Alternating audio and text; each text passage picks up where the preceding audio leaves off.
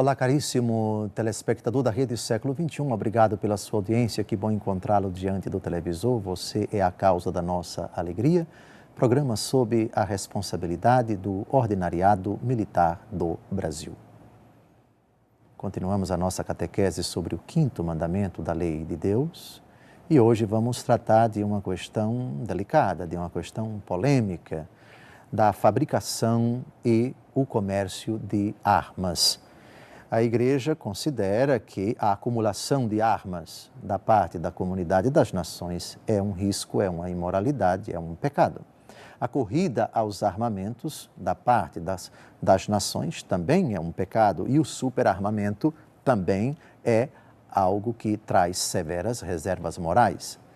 Mas a fabricação e o comércio de armas em si são realidades imorais ou não?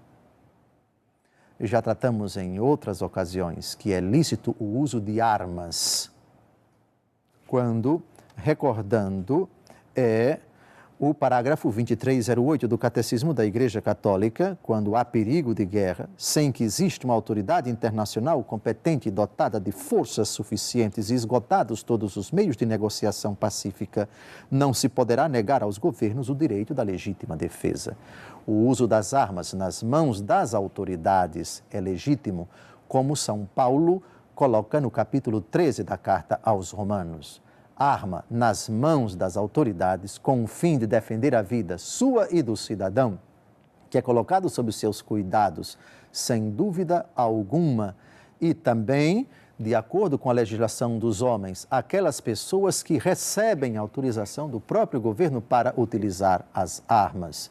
As armas, nesse sentido, são um instrumento legítimo para garantir que a vida seja preservada. A arma como instrumento para garantir a vida, para que a vida do inocente não seja posta em risco. Parágrafo 2316 do Catecismo da Igreja Católica. O fabrico e comércio de armas tem a ver com o bem comum das nações e da comunidade internacional.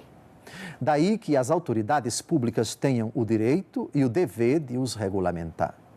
A busca de interesses privados ou coletivos a curto prazo não pode legitimar empresas que incentivam a violência e os conflitos entre as nações e que comprometem a ordem jurídica internacional.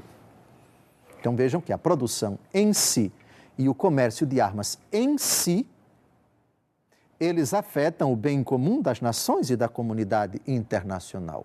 Afetam. A Igreja não diz que em si eles são ilícitos. Podem afetar beneficamente, como podem afetar maleficamente. Por isso, as autoridades públicas têm o direito e o dever de regulamentá-los. A regulamentação do fabrico e da produção e o comércio de armas há de ser enquadrado dentro de padrões éticos. E aqui a velha discussão que cada cidadão pode ter a sua arma, como nos Estados Unidos da América, atendidos a certos requisitos da lei, etc. Essa discussão sempre será legítima até certo ponto, há prós e contras, etc. Outra coisa é quando o tráfico de drogas, o uso indiscriminado, o acesso sem critérios a determinadas pessoas do uso da arma, se torna algo verdadeiramente de uma permissividade que põe em risco a lei, a ordem e causa uma insegurança, um risco tremendo ao cidadão quando a arma é colocada na mão de quem não deve, de quem não pode, de quem não atende a determinados requisitos legais. Então, o que é que a Igreja diz? Tudo o que for feito nesse sentido para evitar a violência e o conflito entre as nações, para que o uso das armas tenha aquela dimensão, aqueles parâmetros éticos, já na Escritura Romanos, capítulo 13, aí se pode falar do uso legítimo das armas.